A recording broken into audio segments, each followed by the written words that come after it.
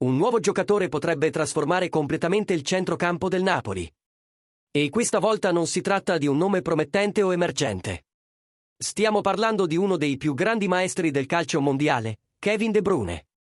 Sì, tifosi, questa telenovela si arricchisce ogni giorno di nuovi capitoli e l'episodio di oggi è rivelatore. Prima di scoprire il retroscena di questo storico affare, mettete mi piace al video. Iscrivetevi al canale e attivate la campanella. Perché quello che state per sentire potrebbe significare un nuovo capitolo d'oro nella storia del Napoli. Secondo il noto giornalista sportivo Rudy Galetti, Kevin De Bruyne è davvero interessato a vestire la maglia del Napoli. La proposta è già stata fatta, il progetto è chiaro e al giocatore piace quello che sente. Non vuole nascondersi dal calcio agonistico. Non vuole più ritirarsi negli Stati Uniti o sparire dalla circolazione.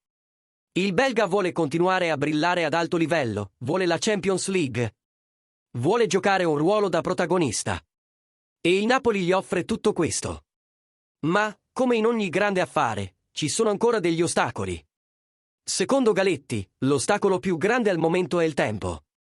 De Bruyne vuole ancora analizzare se ci sono altre offerte importanti in ballo.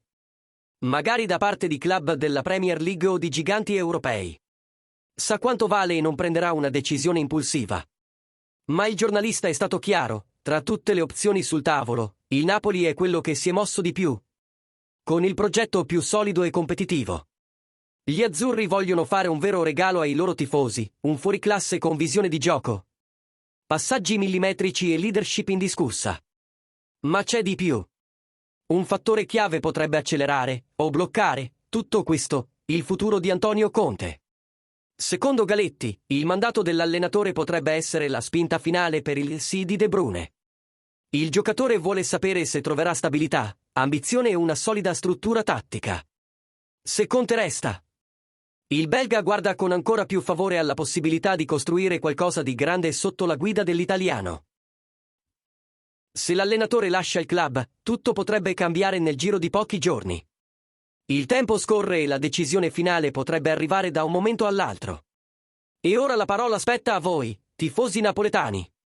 Credete che Kevin De Bruyne arriverà davvero? Pensate che la presenza di Antonio Conte sarà il fattore decisivo per questo storico ingaggio? E se foste De Bruyne, accettereste questa sfida all'ombra del Vesuvio? Scrivete nei commenti, discutiamone insieme. E naturalmente, super grazie a tutti coloro che ci hanno seguito fino alla fine. Siete parte di questa comunità che cresce ogni giorno. Al prossimo video, e che arrivi l'era delle stelle del Napoli.